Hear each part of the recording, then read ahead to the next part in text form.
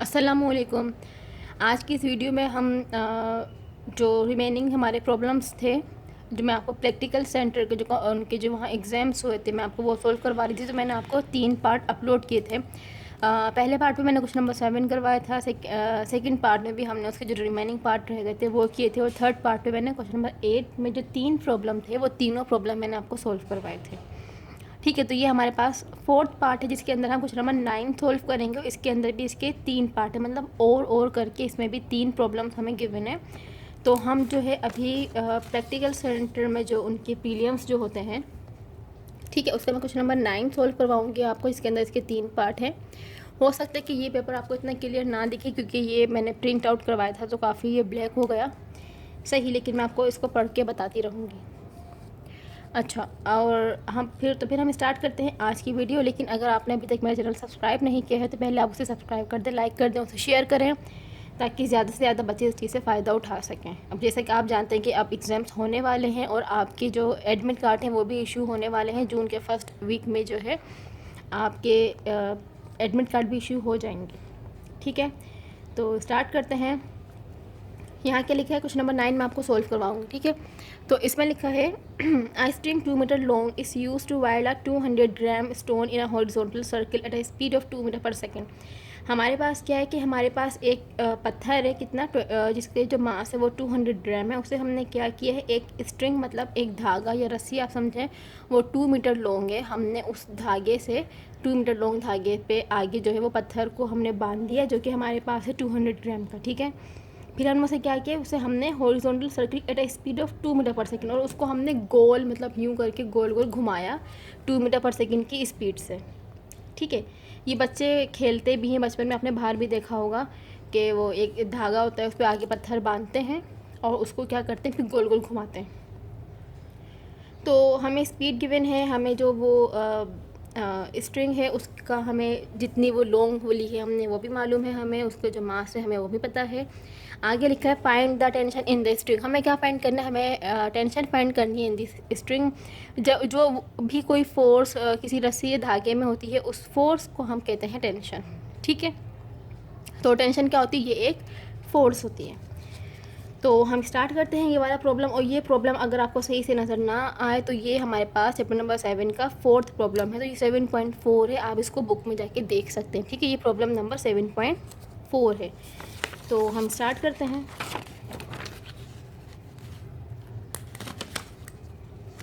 यहाँ पे ये मैं 9 करवा रही हूँ तो 9 का ही हमारे पास हो जाएगा डेटा। है किस तरीके से कि हमारे पास ये एक कोई स्टोन है 200 ग्राम का, और इसको हमने जो है एक रस्सी से बांधा हुआ है जो कि हमारे पास है 2 मीटर लॉन्ग। अब हम इसे क्या करें, इसको हम इस तरीके से गोल गोल घुमा रहे हैं। ठीक है, तो वो जो इसकी स्पीड है वो हमारे पास है 2 मीटर पर सेकेंड। और अब वो कह रहे हैं कि अब जो यहाँ पे फोर्स लग रही होगी हमें वो फाइंड करनी है।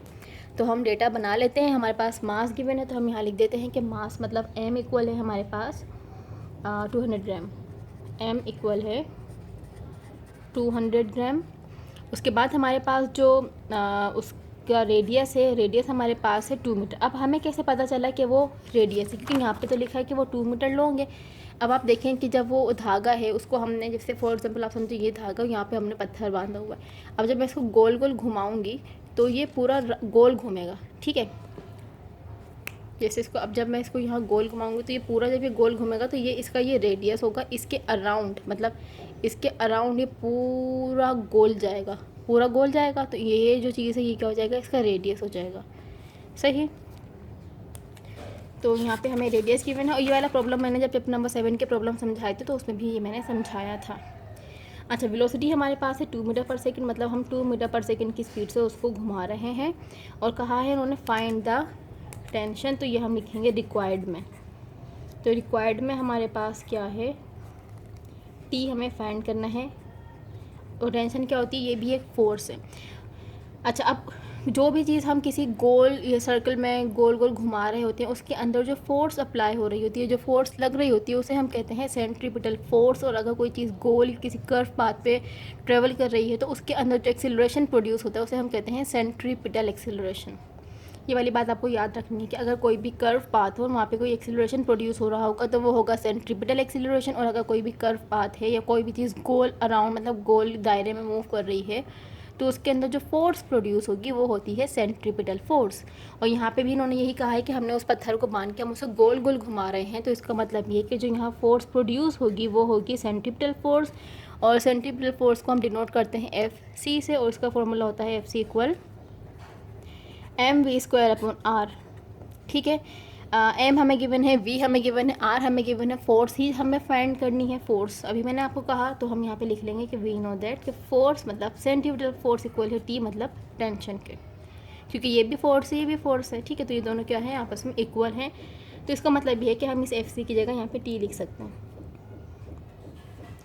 अच्छा, अब हमने इतना किया, अब पहले हम ये चेक करेंगे कि क्या हमारे तमाम जो हमें गिवन है क्या वो एसआई यूनिट में है या नहीं। तो आप यहाँ पर देख सकते हैं कि ये जो मास है वो ग्राम में है, जबकि एसआई यूनिट जो है मास का वो ग्राम नहीं बल्कि केजी होता है। तो इसका मतलब ये है कि हम इसे केजी में कन्वर्ट करेंगे। तो केजी में कन्वर्ट करने के लिए हम क्या करेंगे, 200 को हम डिवाइड कर देंगे 1000 से, तो आंसर हमारे पास आ जाएगा 0.2 kg।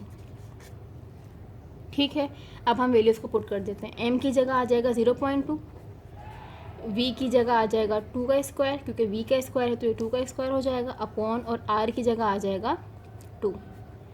फिर हम क्या करेंगे, 0.2 को मैंने ऐसे ही लिखा, 2 का स्क्वायर क्या होता है 4 होता है, और डिवाइडेड बाय 2। अब हम क्या करेंगे, सिंपल 0.2 को 4 से मल्टीप्लाई करेंगे और फिर 2 से डिवाइड कर देंगे, तो आंसर हमारे पास आ जाएगा 0.4 न्यूटन।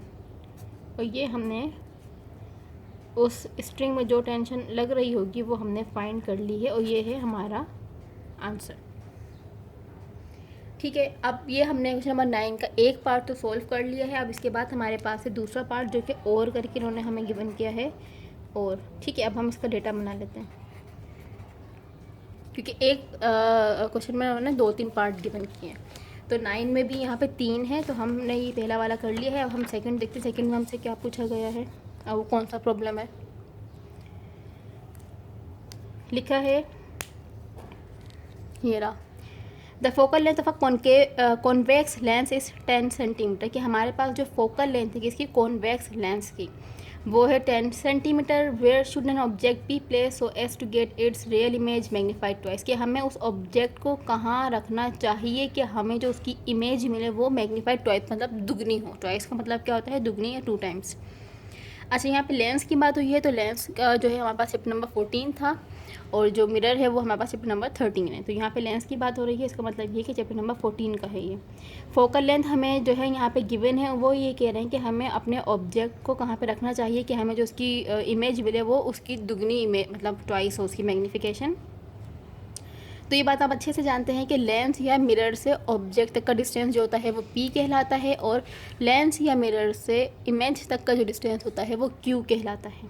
ठीक है, तो अब ये कह रहे हैं कि हमें अगर, और ये वाले प्रॉब्लम अगर आपको समझ में नहीं आते हैं चैप्टर नंबर 13 के और 14 के, तो ये मैंने समझाए हैं, आप मेरी वीडियो से ये दोनों चैप्टर की प्रॉब्लम भी समझ सकते हैं। वहाँ मैंने काफ़ी डिटेल में सब कुछ बताया है कि हमें कहाँ पे क्या माइनस लेना है और कहाँ पे क्या प्लस में लेना है। ठीक है, अच्छा, तो हम बना लेते हैं इसका डेटा। तो हमें यहाँ पे फोकल लेंथ गिवन है एफ, हम लिख देंगे कितनी हमारे पास 10 सेंटीमीटर। और अगर किसी बच्चों को ये नज़र नहीं आ रहा हो पूरा पेज, तो वो अपने मोबाइल की फुल स्क्रीन करें तो उनको ये पूरा पेज नज़र आ जाएगा। क्योंकि अक्सर बच्चे मुझसे बोलते हैं कि हमें नज़र नहीं आ रहा, आपकी आवाज़ आ रही है। वो इसलिए नहीं आता क्योंकि वो अपने मोबाइल की फुल स्क्रीन नहीं रखते हैं। तो अगर वो अपने मोबाइल की फुल स्क्रीन करेंगे तो उनको ये पूरा पेज नज़र आ जाएगा। अच्छा, फोकल लेंथ हमें गिवन है 10 सेंटीमीटर। हमें जो मैग्नीफिकेशन गिवन है उसको हम एम से डिनोट करते हैं, कैपिटल एम, वो हम लिख देंगे 2 टाइम्स। ठीक है, वो हमें गिवन है 2 टाइम्स। और उन्होंने हमें कहा है कि where should an object be place, कि हमें उस ऑब्जेक्ट को कहाँ पे रखना चाहिए। तो हम उसको लिखेंगे रिक्वायर्ड में कि हमें क्या फाइंड करना है, हमें पी फाइंड करना है, क्योंकि मिरर या लेंस से ऑब्जेक्ट तक का जो डिस्टेंस होता है वो कहलाता है पी। अब हम करेंगे सॉल्यूशन। अच्छा, हमें f गिवन है और m गिवन है, हमें p फाइंड करना है। तो हम क्या करेंगे, मैग्नीफिकेशन के फॉर्मूले से हम q को in the form of p करेंगे। तो हमारे पास जो फॉर्मूला होता है मैग्नीफिकेशन का वो है m इक्वल है q अपॉन p।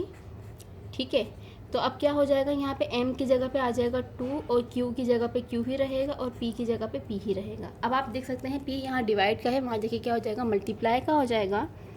तो ये क्या हो जाएगा, q इक्वल फिर क्या हो जाएगा, मतलब ये p यहाँ डिवाइड में वहाँ देखिए मल्टीप्लाई होगा तो q इक्वल हो जाएगा 2p के। सही।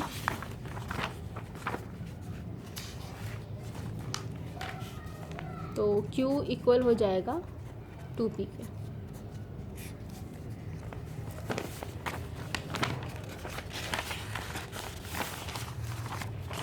अच्छा, अब हमें क्या करना है, क्योंकि हमें यहाँ पे p फाइंड करना है तो हम यहाँ पे अप्लाई करेंगे लेंस फार्मूला या मिरर फार्मूला, वो दोनों एक ही हैं, बस लेंस फार्मूले में फ़र्क ये होता है कि हम लेंस रखते हैं और मिरर में ये होता है कि हम मिरर रखते हैं उसमें। तो लेंस फार्मूला हमारे पास क्या है, 1/f equal 1/p plus 1/q। तो f हमारे पास है 10 और p हमारे पास हमें क्योंकि फाइंड करना है तो हम p की जगह p ही लिखेंगे और q अभी हमने फाइंड किया in the form of p, तो q इक्वल है 2p के, तो हम यहाँ पे भी लिख देंगे 2p। तो ये हो जाएगा 1/10 इक्वल p और 2p का जब हम LCM लेंगे तो हमारे पास आएगा 2p। अब हमें क्या करना है, इनका LCM लेना है। तो काफ़ी बच्चों को LCM लेना नहीं आता है, ये मैं सिखा देती हूँ किस तरीके से होगा। ये हमारे पास पहली टर्म है, ये हमारे पास दूसरी टर्म है। तो हम क्या करेंगे, जो फर्स्ट टर्म हमारे पास जो कुछ भी है उसको हम लिखेंगे रफ वर्क में, रफ कॉलम में, और हम उसको मल्टीप्लाई करवाएंगे LCM से, जो कि हमारे पास है 2p। ठीक है, तो क्या होगा, p से p कैंसिल आउट हुआ, 2 1 2, 2 बचा तो 2 को हम यहाँ लिख देंगे। बीच में क्या साइन है, प्लस का है, यहाँ प्लस हम करेंगे। फिर क्या लिखा है 1/2p, हमने यहाँ लिखा 1/2p और उसको भी हम मल्टीप्लाई करवा देंगे LCM से। तो क्या होगा, 2p से 2p कैंसिल हो जाएगा, 1 1 1, तो ये 1 यहाँ पे आ जाएगा। अब क्या होगा, सिंपल हम बस सिंप्लीफिकेशन करेंगे, ये हो जाएगा 1/10 इक्वल 2 + 1 कितना होता है, 3 होता है, ये हमारे पास हो जाएगा 2p। यहाँ पे आके हम क्या करेंगे, क्रॉस मल्टीप्लिकेशन करेंगे। क्रॉस मल्टीप्लिकेशन मतलब 10 3 से मल्टीप्लाई हो जाएगा, 2p 1 क्या हो जाएगा, 2p 1 2p और 10 3 30। क्योंकि हमें p फाइंड करना था, 2 यहाँ के साथ मल्टीप्लाई का है, वहाँ जाके क्या हो जाएगा, डिवाइड का हो जाएगा। तो p इक्वल हो जाएगा 30/2 और इसको जब हम डिवाइड करेंगे तो आंसर आएगा 15 सेंटीमीटर। तो क्या हो गया इसका मतलब ये हुआ कि अगर हम उस ऑब्जेक्ट को लेंस से 15 सेंटीमीटर के डिस्टेंस पर रखेंगे तो हमें जो उसकी इमेज मिलेगी वो हमें उसकी जो मैग्नीफिकेशन है वो हमें ट्वाइस मतलब दुगनी मिलेगी।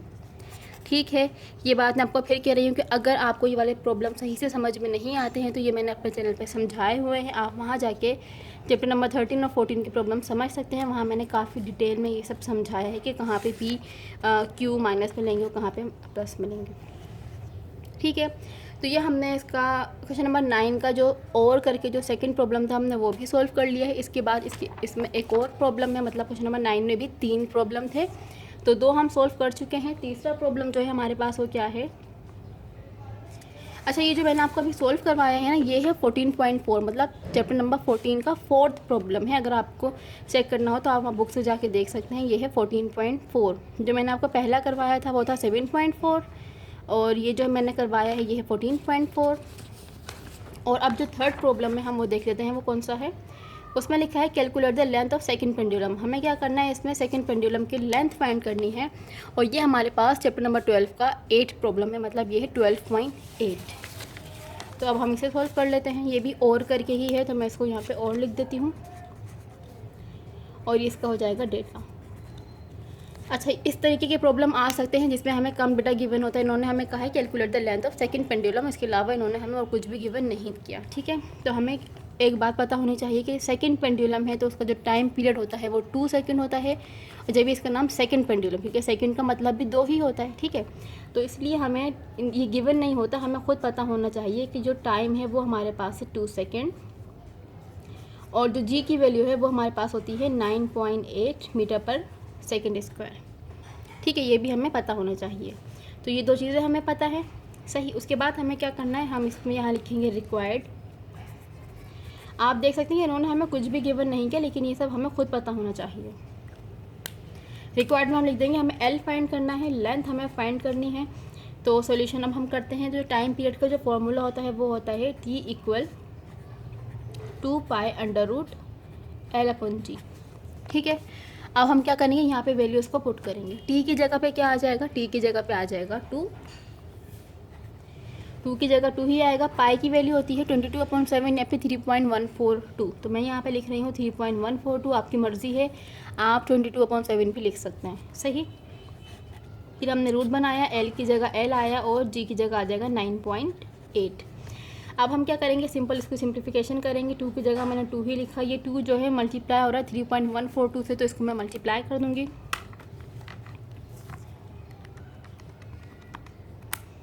आंसर हमारे पास आया 6.284। 6.284। अभी जो 6.284 है यहाँ इसके साथ मल्टीप्लाई है, वहाँ देखिए क्या हो जाएगा, डिवाइड हो जाएगा, तो हम उसको डिवाइड कर देंगे और डिवाइड करके वो नीचे आता है। तो अब मैं क्या करूँगी, इस 2 को डिवाइड कर दूँगी इसके आंसर से, तो आंसर हमारे पास आया है 0.318। यहाँ आ जाएगा 0.318 इक्वल रूट L/9.8। अब क्योंकि हमें L फाइंड करना था और L के ऊपर जो है यहाँ पे रूट लगा हुआ है, तो हम क्या करेंगे, taking square on both side, हम क्या करेंगे, स्क्वायर करेंगे दोनों जगह, तो उससे क्या होता है कि स्क्वायर से रूट कैंसिल हो जाएगा, तो L हम फाइंड कर लेंगे। तो यहाँ पे होगा स्क्वायरिंग ऑन बोथ साइड, तो 0.318 पे स्क्वायर आ जाएगा और यहाँ पे ये अंडर रूट L/9.8 पे भी क्या आ जाएगा, स्क्वायर आ जाएगा, तो रूट से स्क्वायर कैंसिल हो जाएगा। और 0.318 का जब हम स्क्वायर लेंगे तो आंसर हमारे पास आएगा 0.101। 0.101 इक्वल L/9.8। ठीक है, अगर आपको ये नहीं दिख रहा तो आप फुल स्क्रीन करें मोबाइल की, आपको दिख जाएगा। अब क्योंकि हमें L फाइंड करना था, 9.8 यहाँ मल्टीप्लाई का है, वहाँ देखिए क्या हो जाएगा, सॉरी 9.8 यहाँ डिवाइड का है, वहाँ देखिए क्या हो जाएगा, मल्टीप्लाई का हो जाएगा, तो L इक्वल हो जाएगा 0.101 मल्टीप्लाई बाय 9.8।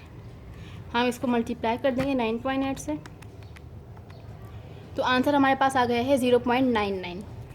कितना आ गया है, L इक्वल है 0.99, ये है मीटर। मतलब ये हुआ कि जो सेकंड पेंडुलम है उसकी लेंथ कितनी है, उसकी लेंथ 0.99 मीटर या तकरीबन 1 मीटर, क्योंकि अगर हम इसे राउंड ऑफ करें तो आंसर हमारे पास कितना आ जाएगा, 1 हो जाएगा, क्योंकि ये 0.99 मीटर है। और ये वाला प्रॉब्लम भी जब मैंने चैप्टर नंबर 12 की प्रॉब्लम करवाए थे, ये सब मैं प्रॉब्लम वहाँ करवा चुकी हूँ, क्योंकि यहाँ प्रैक्टिकल सेंटर में जितने भी प्रॉब्लम्स हैं वो तकरीबन सोल्व प्रॉब्लम है या फिर वो बुक के ही प्रॉब्लम है।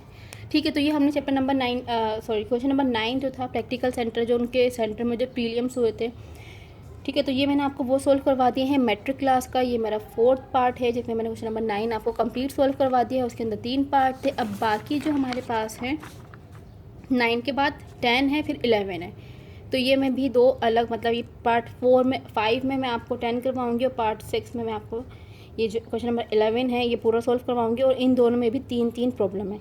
ठीक है, तो अगर आपको इसमें कुछ भी पूछना हो, कोई भी कन्फ्यूजन हो, तो आप मुझसे पूछ सकते हैं। अपना ख्याल रखें, अल्लाह हाफिज़।